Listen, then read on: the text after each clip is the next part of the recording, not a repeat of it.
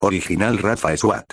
Nacido en un 17 de febrero de 2007, este chico, después de nacer en una familia venezolana, al cumplir los 11 años su familia decidió mudarse a Estados Unidos para tener una vida mejor. Al cumplir los 17 años entró a las fuerzas policiales y se sometió a un gran entrenamiento de 5 meses, demostrando que pudo aprobar todas las pruebas y ser digno de ser policía. Después de ser entrenado logró convertirse en policía. Él entró a las fuerzas del SWAT. Él duró muchos meses en las fuerzas, hasta las vacaciones, donde se mudó a una ciudad llamada New Groves, donde pudo dominar sus habilidades de cantos, donde conoció personajes como Boyfriend, Girlfriend, Pico, Tankman, Witty, Ruth, Agoti, Tavi, Aldrix y otros personajes más. Después de vivir otros largos meses en New Groves, nuestro protagonista regresó a su país natal, Venezuela. Al regresar fue a la hacienda que heredó de su abuelo. Al llegar todo estaba en orden, pero sin embargo había un libro que le llamó la atención. Exes. Al leer el libro, unas almas de seres.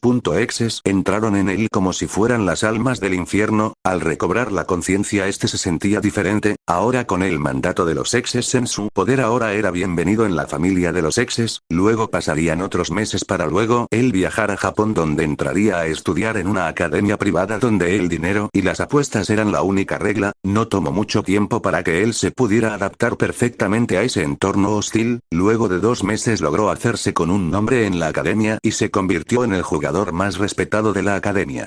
Conclusión. A pesar de haber nacido y logrado adaptarse a varias cosas, no muestra signos de cambios notables. Sigue manteniendo su personalidad alegre y divertida a pesar de los entornos que lo rodean. Rafa Swat Kotomout.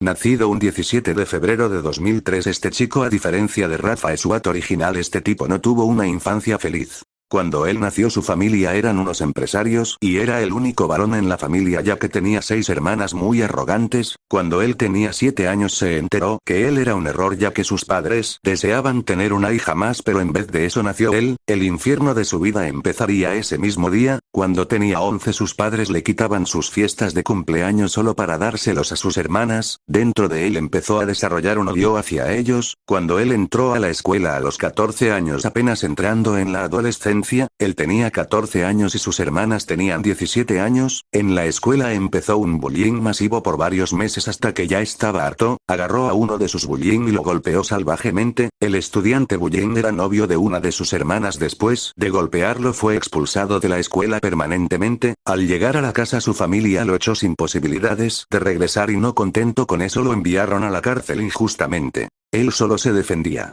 Nadie le creyó. Fue sentenciado con tan solo 14 años de vivir en un manicomio hasta que cumpla la mayoría de edad. Unos meses en el manicomio vio como unos hombres de traje elegante se llevaba a los pacientes. Unos doctores entraron y lo sedaron con un suero especial. Después que pasara unos años, cuando él cumplió los 22 años, lo dejaron salir.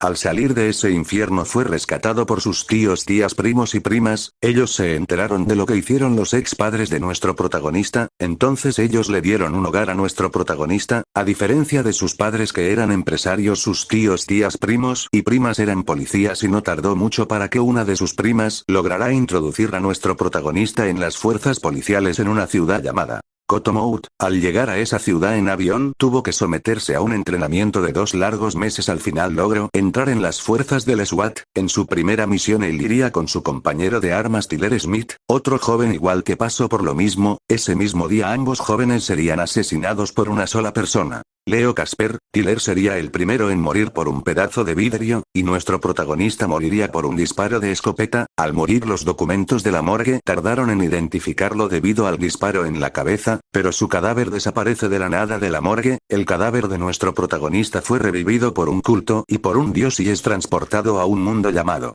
Mato, donde sería el punto de partida de su aventura.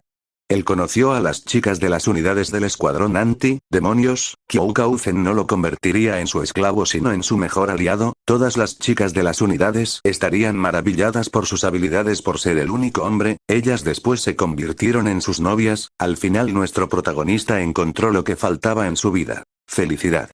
Moraleja. A pesar de ser una máquina de matar, él conserva sentimientos como felicidad, amor, lealtad, comprensión y honestidad.